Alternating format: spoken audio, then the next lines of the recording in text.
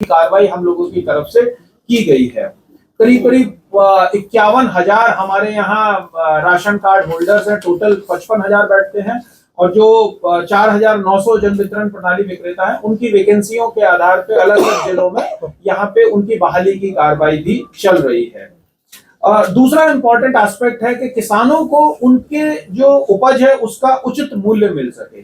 आप देखेंगे कि इसके लिए सरकार ने खरीफ मौसम में धान की अधिप्राप्ति करी थी, और जैसा कि मैम ने आपको आंकड़ा भी बताया, हमने 99.84% यानी कि करीब करीब 100% जो हमारा लक्ष्य था उसकी उपलब्धि करी, और कोशिश किया कि ज्यादा से ज्यादा हम लोग ये जो पैडी है इसका प्रोक्योरमेंट कर सके, धान की अधिप्राप्ति कर सके। और जो वर्तमान मौसम जो ये चल रहा है, जो कि खरीफ का हमारा जैसे ही रबी का जैसे ही अभी जो हमारी फसल थी वो आ रही है, उसी में गेहूं के लिए और मसूर के लिए दो तरह की खरीद अब हमारे यहाँ से चालू हुई है। पहला गेहूं की, जिसकी खरीद चालू हो चुकी है, और अराउंड 2,500 एमपी जो है वो खरीदारी हो चुकी है, करीब 15% है हमारे लक्ष्य का, और हम लोग चाहते हैं कि इसका लाभ भी किसानों को मिले।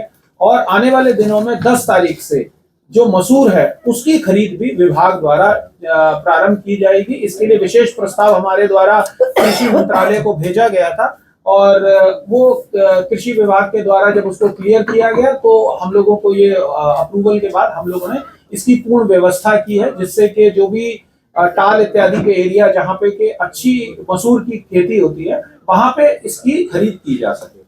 एक और इम्पोर्टेंट एस्पेक्ट जो हमने आप लोगों के बीच में रखा था कि जो उपभोक्ता संरक्षण है, इसके लिए भी कवायद हमारे द्वारा की जाती है।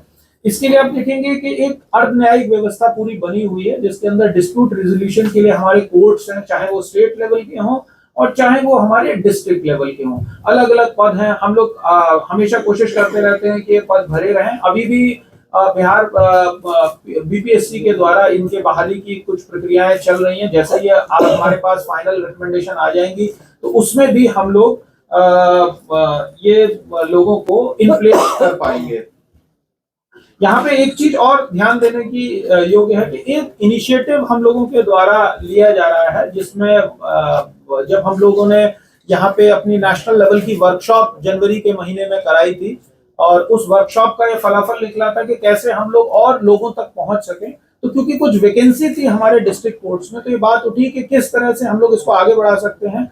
तो अभी इन कोर्ट्स को वीसी के माध्यम से जोड़ने के लिए भी कवायद प्रारंभ की गई है। जो ये वर्तमान वित्तीय वर्ष अभी स्टार्ट हो रहा है, इसके अंदर हम ज्यादातर कोर्ट्स को वीडियो कॉन्फ्रेंसिंग के माध्यम से जोड़कर, और अगर कोई कंज्यूमर है वो कहीं बाहर भी बैठा है, मान लिया कोई व्यक्ति जैसे उनके पेरेंट्स हो सकता है यहाँ हो और वो खुद मुंबई में नौकरी कर रहे हैं, या मुंबई क्या अमेरिका में भी नौकरी कर रहे हैं, तो वहां से भी अपनी बात को यहाँ पे वीडियो कॉन्फ्रेंसिंग के माध्यम से रख पाएंगे।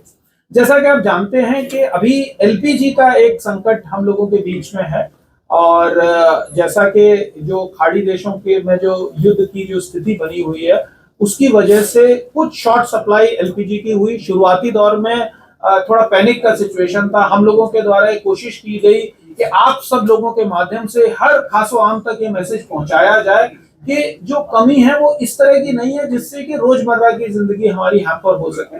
थोड़ी कमी जरूर है, इसको हम लोग एक्नॉलेज करते हैं, और जो हमारी ऑयल मार्केटिंग कंपनीज हैं उनके साथ लगातार बैठक कर रहे हैं। हम लोग डेली रूप से विभाग में बैठक कर रहे हैं। माननीय मंत्री जी के द्वारा कई रिव्यू लिए गए हैं। उसी तरह से मुख्य सचिव स्तर पर क्राइसिस मैनेजमेंट ग्रुप की भी 2 बैठक हो चुकी है, अब तीसरी बैठक कमिंग मंडे को है, और अलग अलग तरह के दिशा निर्देश हम लोगों को दिए जा रहे हैं, जिससे पारदर्शी तरीके से हम लोग ये एलपीजी जो है लोगों तक उपलब्ध करा पाए। शुरुआत में थोड़ी सी इसकी पेंडेंसी बढ़ गई थी, अब 4 से 4.5 दिन में हम लोग ये गैस सिलेंडर हमारे उपभोक्ताओं को उपलब्ध करा पा रहे हैं। पहले आपने देखा होगा थोड़ी लंबी लाइनें भी लग गई थी, जिससे लोगों को ये लग रहा था कि शायद हमको ये सिलेंडर ना मिल पाए। उसके बाद हम लोगों ने लोगों को समझाया कि जिसका भी सिलेंडर उन्होंने लगाया है, अपना टोकन लिया है, उस टोकन के विद इन 4 से 4.5 दिन के अंदर उनके घर तक सप्लाई की जाएगी।